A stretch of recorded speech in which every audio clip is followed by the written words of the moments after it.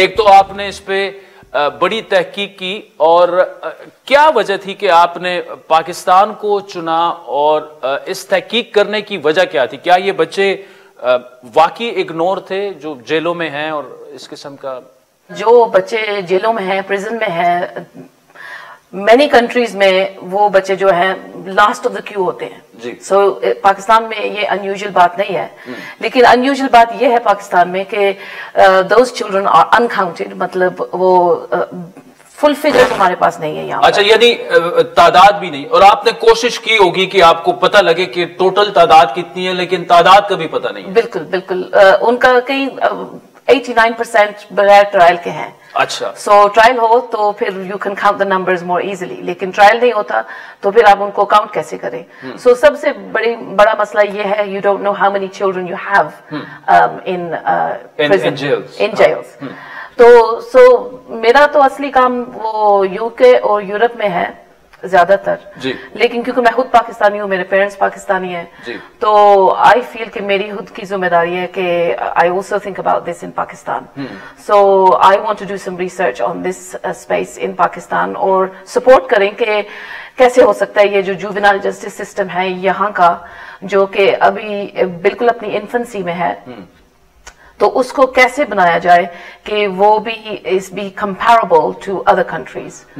سو اس لیے میں نے یہ کام یہاں پر شروع کیا. اچھا ڈاکٹر صاحب، یہ بتائیں گے کہ آپ نے کوشش تو کافی کی کہ آپ کو، لیکن آپ کو مشکلات کہاں کہاں پیش آئیں، اور کون سی ہرڈلز ابھی بھی ہیں؟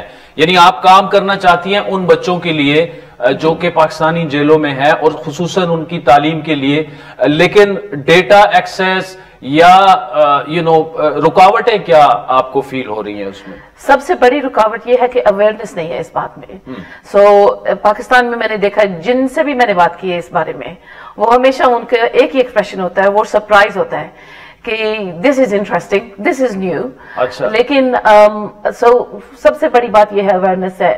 سو آئی بلیو اویئرنیس کے ساتھ اگر عام عوام کو بھی اویئرنیس ہو کہ کچھ بچے ہمارے ملک میں، پاکستان کے ملک میں جو ہیں وہ جیلوں میں ہیں بغیر ٹرائل کے، بغیر ایجوکیشن کے، is that okay؟ تو وہ نہیں اوکے. کیونکہ اگر ہم نے اینی سوسائٹی جو ہوتی ہے وہ جج ہوتی ہے کہ ہاؤ آپ اپنے سب سے جو vulnerable population کو ان کو کیسے سپورٹ کرتے ہیں. So we often think of the elderly, ہم ان کو سپورٹ کرنا ہے، جن ڈسیبلٹیز ہیں ان کو سپورٹ کرتے ہیں، بچوں کی سپورٹ کرتے ہیں.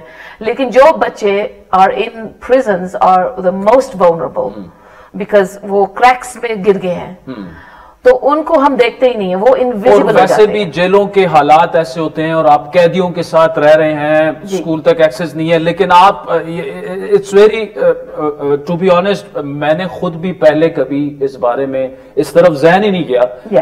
آپ بھی اس جانب نشاندہی کر رہے ہیں کہ یہ بچے جو ہیں کمپلیٹلی اگنورڈ ہیں، اور آپ جس سے بھی بات کرتی ہیں وہ دے آر سرپرائزڈ کہ اچھا یہ بھی ایک ایشو ہے پاکستان میں. I was in a lecture at Quaid Azam university اسی کے بارے میں، اور لیکچر ہال میں میں نے پوچھا کہ آپ میں سے کون جانتے ہیں جوونائل جسٹس کے بارے میں.